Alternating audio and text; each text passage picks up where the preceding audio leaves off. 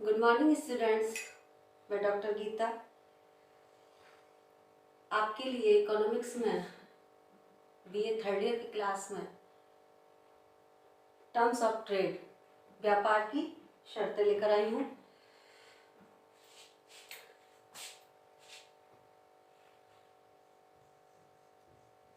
व्यापार की शर्तें।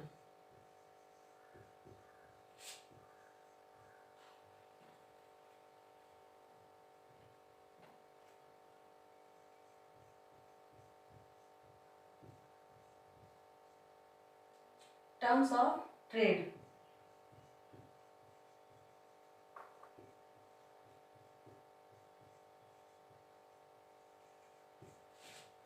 Terms of trade. Okay students,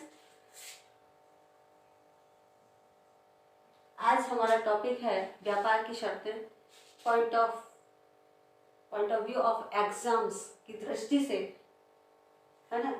this topic is very important, बहुत ही इम्पोर्टेंट आपका टॉपिक है। इससे लॉन्ग क्वेश्चन भी आते हैं, शॉर्ट क्वेश्चन भी आते हैं।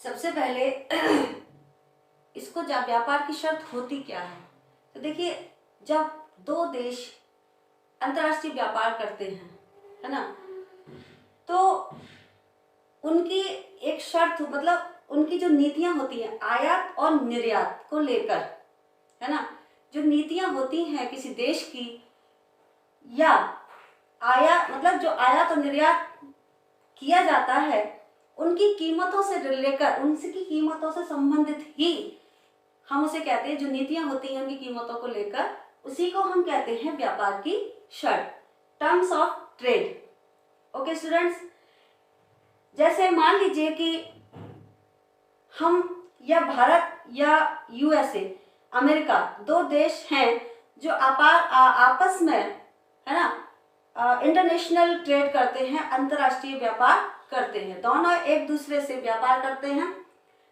मान लीजिए कि हमारे देश में गेहूं का उत्पादन ज्यादा होता है और हम गेहूं का यूएसए को क्या करते हैं, निर्यात करते हैं, और यूएसए बदले में हमें क्या देता है, कोई भी सपोज कर लीजिए, मान लीजिए कि कोई हमें उपकरण देता है, या मान लीजिए कि कोई टेक्नोलॉजी से रिलेटेड हमें कोई वस्तु देता है, जैसे कि कंप्यूटर है, तो वो हमें देता है, तो वो हमें, यानी कीमत, हमारी जो निर्यात है, गेहूं की कीमत है, जो मात्रा हम उसे निर्यात कर रहे हैं, अमेरिका को हम दे रहे हैं, है ना, उसकी कीमत क्या है, और अमेरिका जो हमें दे रहा है उसकी कीमत क्या है।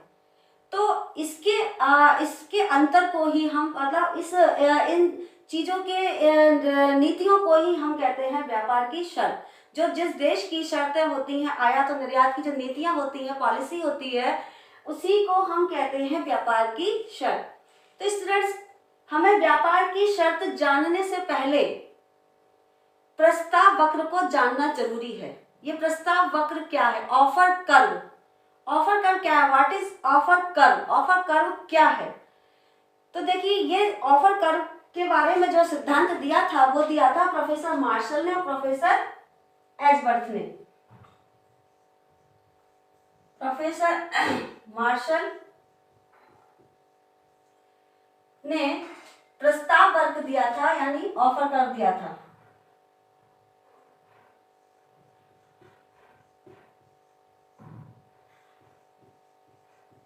प्रस्ताव वक्र,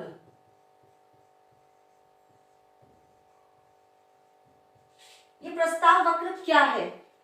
तो प्रस्ताव वक्र को जानने के लिए हमें जानना होगा कीमत रेखा, है ना। कीमत रेखा क्या है?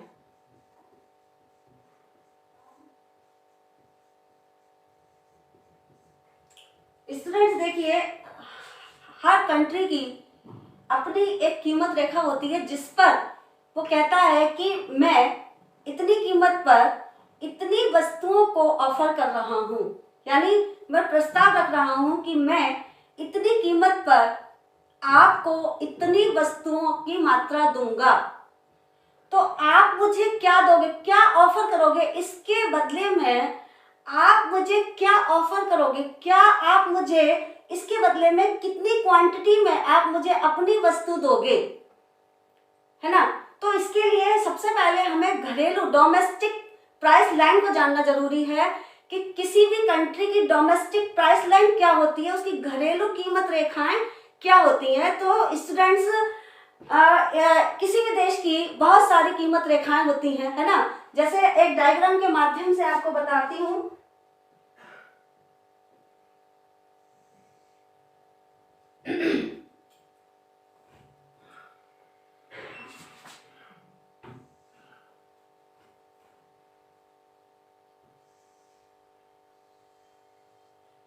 ये है एक्स वस्तु और ये है वाई वस्तु। ओके स्टूडेंट्स, मान लीजिए कि भारत की कीमत रेखा ये है, ठीक, PA। ये इंडिया यानी भारत की कीमत रेखा है ना। इस पर भारत कह रहा है कि मैं आपको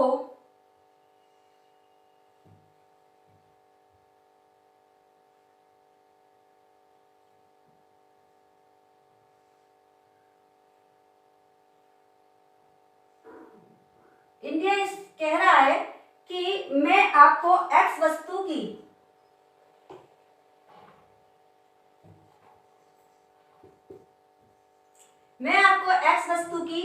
OM मात्रा दूंगा, तो क्या आप मुझे वाई वस्तु की OM मात्रा दोगे, ऑफर करोगे।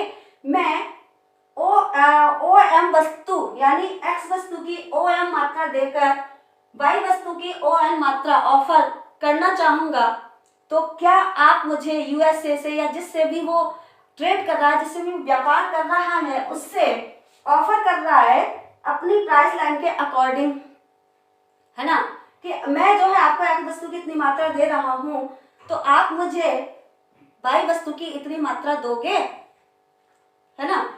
तो अब मान लीजिए कि USA की प्राइस लाइन है ये,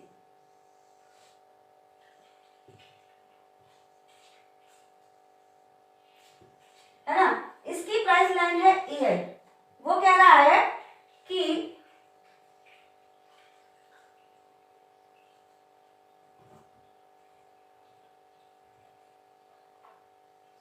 मैं आपको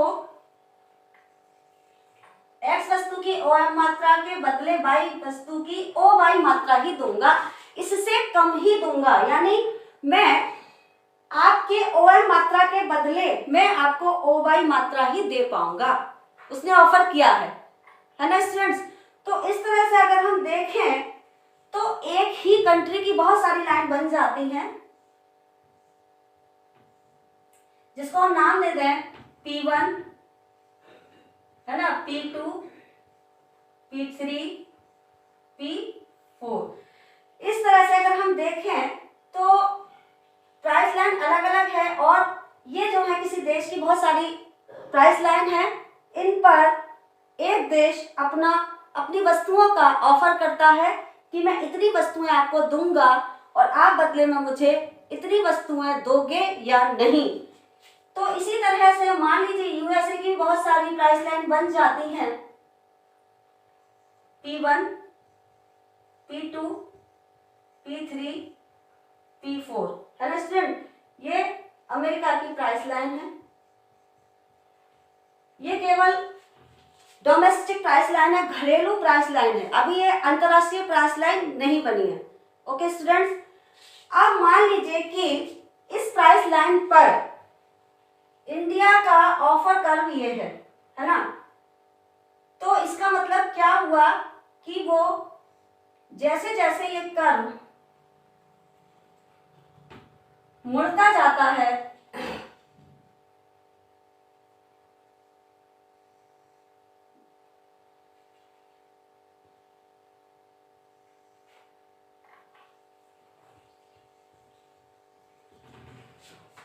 इसको मैं और अच्छे से कर देती हूं कि इंडिया का जो कर्व, इतनी प्राइस लाइन पर जो इंडिया का जो कर्व होगा वो कैसा बन जाएगा,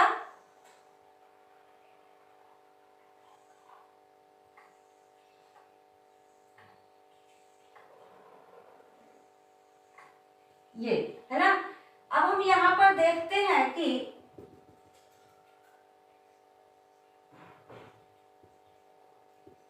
P1, P2, P3, P4।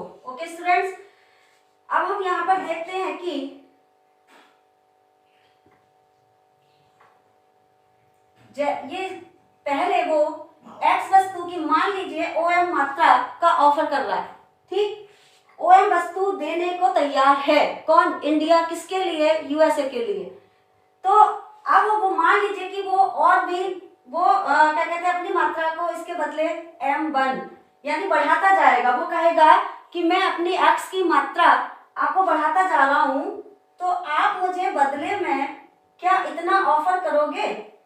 तो वो जैसे जैसे इसका मतलब ये जो वक्र आपका जो घूम रहा है, प्रस्ताव वर्ग, इसको जो प्रस्ताव वर्ग है, ऑफर कर्व,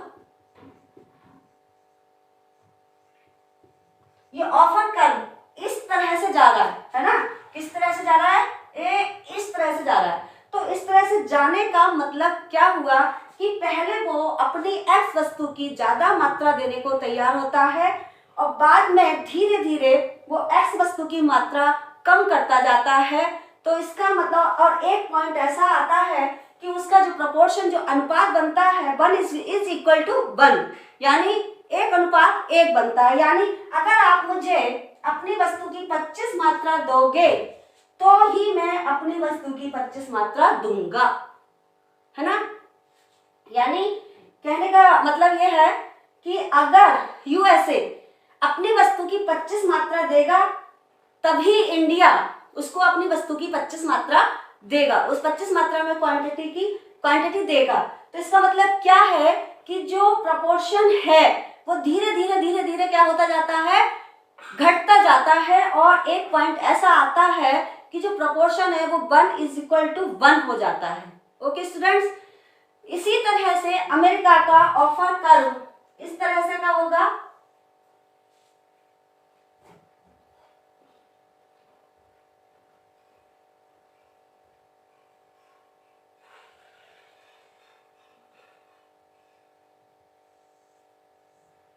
अमेरिका का ये ऑफर कर्व है,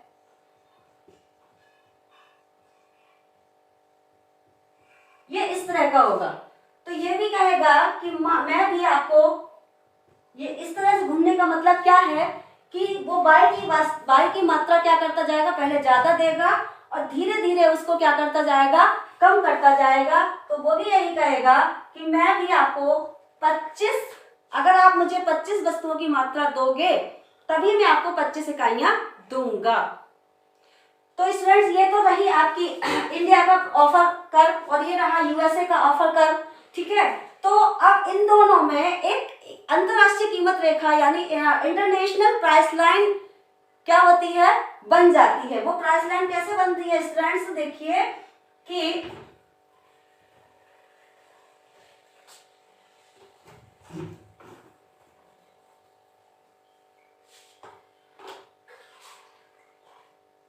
देखिए स्टूडेंट्स, ये है अमेरिका की प्राइस लाइन और ये है इंडिया की price line. Okay students, X वस्तु Y वस्तु, तो ये इंडिया की है, ऑफर कर्व इंडिया का है और ये अमेरिका का है। तो देखिए स्टूडेंट्स कि वो अमेरिका कहेगा कि मैं इस प्राइस लाइन से नीचे आपको वस्तु नहीं दूंगा। अमेरिका कह रहा है कि मैं इस प्राइस लाइन से नीचे आपको अपनी वस्तु नहीं दूंगा और इंडिया कह रहा है कि मैं इस प्राइस लाइन से नीचे आपको अपनी वस्तु नहीं दूंगा। तो इसका मतलब क्या है कि इन बीच की प्राइस लाइन में ही क्या करना पड़ेगा? ये जो बीच की जो प्राइस लाइन है, हमने बताया कि P1, P2 और P3, P4 है ना, इनमें से एक अंतरराष्ट्रीय प्राइस लाइन का सिलेक्शन होगा जिस पर दोनों कंट्री अपने व्यापार की शर्तें निश्चित करेंगे। यानी कि वो कितनी मात्रा देगा, हमारा इंडिया कितनी मात्रा देगा, अमेरिका कितना देगा, हमारा देश कितना देगा।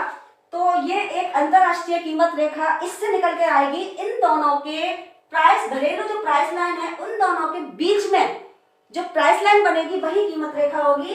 देखिए स्टूडेंट, वो कौन सी रेखा होगी जिस पर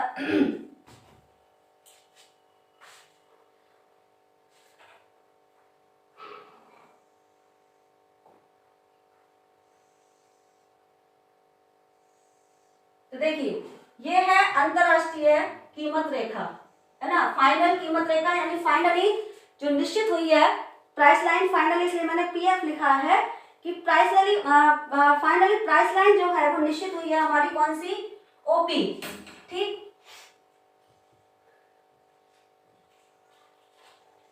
अब देखिए कि ये अमेरिका का ऑफर कर्व है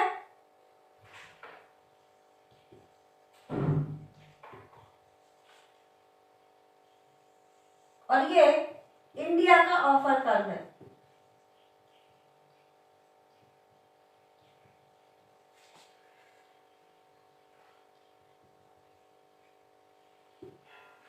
यहां पर OM और ON, यानी मान लीजिए ये 25 मात्रा है और ये 25 मात्रा है। ठीक है, तो ये प्राइस लाइन निश्चित हुई और अमेरिका का ऑफर कर्व ये है और इंडिया का ऑफर कर्व ये है। इससे स्टूडेंट्स क्या निश्चित होता है कि जब दो देश आपस में व्यापार करते हैं तो उनके बीच जो ऑफर कर्व होता है तो वो जिस बिंदु पर एक दूसरे को क्या करते हैं, काटते हैं, वही उनका प्रोपोर्शन जो होता है वही उनका होता है प्रोपोर्शन 1:1, यानी 25 मात्रा अगर अमेरिका देगा तभी 25 मात्रा कौन देगा, इंडिया देगा। तो इस तरह से ये इस तरह से है और ये इस तरह से। इसका मतलब ये है कि जैसे जैसे x वस्तु, पहले तो वो x वस्तु की इंडिया ज्यादा मात्रा देना चाहेगा लेकिन बाद में वो उसकी मात्रा को कम करता जाएगा, है ना। इसी तरह से अमेरिका भी पहले y वस्तु की ज्यादा मात्रा देना चाहेगा और उसके बाद वो धीरे धीरे उसकी मात्रा को कम करता जाएगा। तो ऐसा ये जो क्या कहते हैं प्रोपोर्शन का जो अंतर आता है वो स्टूडेंट्स बहुत सारे फैक्टर के कारण आता है। बहुत सारे फैक्टर हैं कि व्यापार की शर्तें जब चेंज होती हैं तो उसके बहुत सारे फैक्टर्स होते हैं, जैसे प्रशुल्क शुल्क बढ़ जाना, जो प्रशुल्क लगता है प्रशुल्क की दर का बढ़ जाना, है ना, या मुद्रा का अवमूल्यन हो जाना। ठीक है, तो इस तरह से हम आगे की जो आपका अगर इसमें होगा तो मैं आपको जरूर पढ़ाऊंगी, लेकिन पहले हमें इतना पढ़ना है कि ये जो प्रस्ताव वक्र है जिसका सिद्धांत दिया था प्रोफेसर मार्शल ने, और वो क्या है मैंने आपको बताया कि ये प्रस्ताव वक्र क्या है, दो देशों का क्या है, प्रस्ताव है कि मैं आपको इतना दे रहा हूं, आप मुझे इतना दे रहे हो, तो दोनों जिस बिंदु पर उनका सेटलमेंट होता है वही एक अंतर्राष्ट्रीय कीमत रेखा निश्चित हो जाती है और उस पर ही दोनों व्यापार की शर्तों को मानकर व्यापार करने लगते हैं। तो यही प्रस्ताव वक्र है जिसको प्रोफेसर मार्शल ने हमें दिया था, जिस सिद्धांत को प्रोफेसर मार्शल ने दिया था।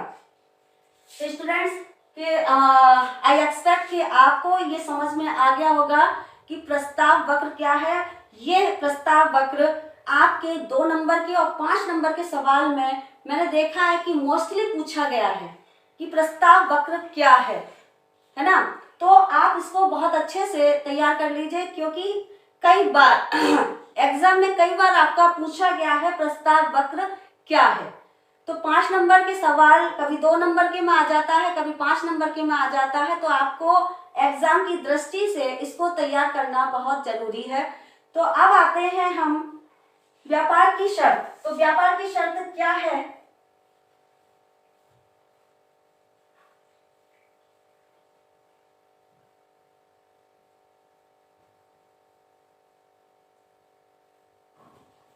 तो स्टूडेंट्स, दो देशों के मध्य, है ना, दो देशों के मध्य आयात और निर्यात की कीमतों के संबंध को हम व्यापार की शर्त कहते हैं, है ना। दो देशों के मध्य आयात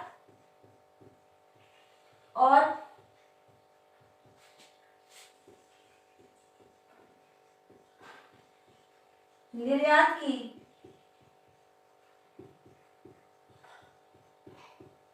कीमतों के संबंध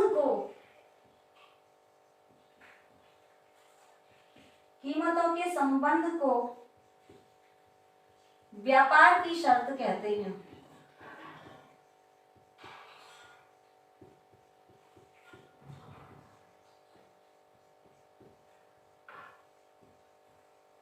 है ना। व्यापार की शर्तों में वहां की जो पॉलिसी होती है, जो अंतर्राष्ट्रीय व्यापार की जो नीतियां होती हैं, तो वो भी इससे रिलेटेड होती हैं। दूसरा, जो व्यापार होता है अंतर्राष्ट्रीय व्यापार, वो किन नीतियों पर, कि उसका आधार क्या है, किन नीतियों पर ये व्यापार, हमारा अंतर्राष्ट्रीय व्यापार हो रहा है, वो उस देश की जो नीतियां होती हैं उससे रिलेटेड होता है।